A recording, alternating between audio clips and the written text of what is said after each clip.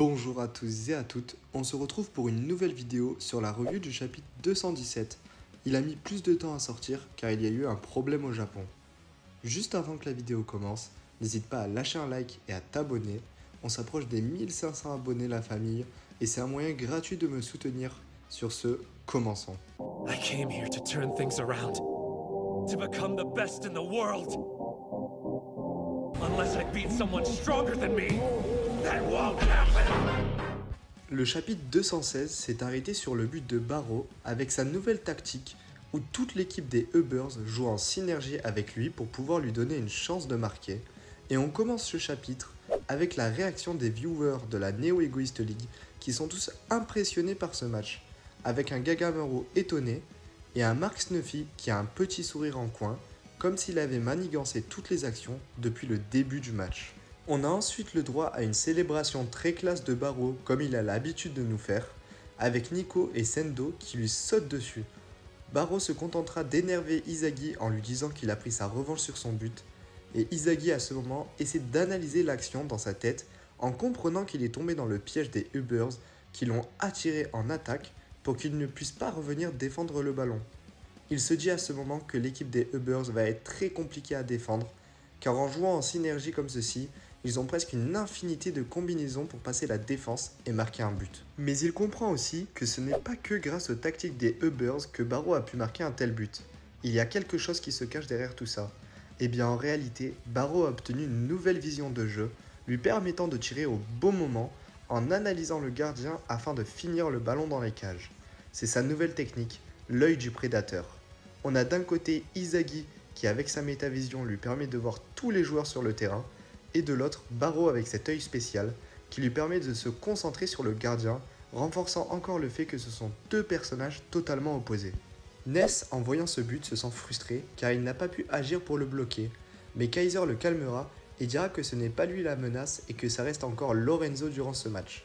Et d'un autre côté, on a la réaction de Kurona qui comprend qu'ils sont dans un sacré bordel, mais Izagi les rassure en disant que Noel Noah a dit que la clé pour gagner ce match sera de gagner leur duel en 1 contre 1. On se retrouve directement avec Ness et Kaiser qui traversent le terrain très rapidement, mais Lorenzo se mettra vite en plein milieu pour les bloquer, sauf que c'était sans compter sur Ness qui lui fera un écran et le bloquera. Il fera une 1-2 vers le haut, mais Lorenzo n'est pas surpris car Aryu Jubei s'occupe des hauteurs et renverra le ballon en direction de Lorenzo qui aura su se débarrasser de son écran. Et à ce moment, on a Izagi qui fait encore une interception. On en est déjà à la 3e du match. Izagi comprend à ce moment que si les Ubbers jouent en équipe, il ne peut pas tout prédire car il y a trop de possibilités. Par contre, en 1 contre 1, il peut largement les arrêter. Et à peine il a eu le temps de réfléchir que l'on a Nico qui se jette sur lui en envoyant la balle en touche. Et Izagi semble surpris. Puis enfin, on a le droit à la révélation du chapitre en nous apprenant que Nico possède aussi la métavision, comme on peut le voir avec ses yeux lors de la dernière planche du chapitre. Avec ce chapitre, on voit vraiment que le rythme s'accélère du côté des Ubbers.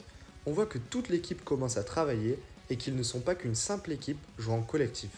Ils possèdent également de très bons joueurs individuels, tels que Aryu et Nico qui ont rempli leur travail, et on a aussi eu la confirmation de la métavision, comme j'ai pu vous le dire avant.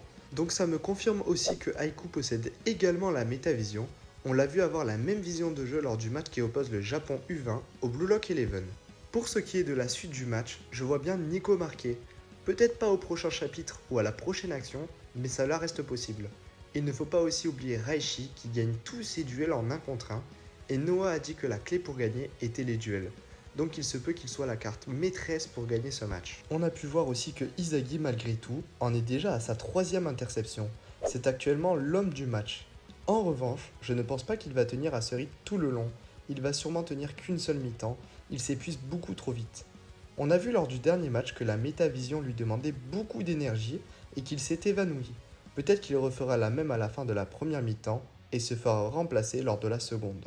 Voilà l'équipe, j'espère que cette vidéo vous a plu. Si c'est le cas, n'hésitez pas à lâcher un like, un commentaire et à vous abonner. Sur ce, à la prochaine.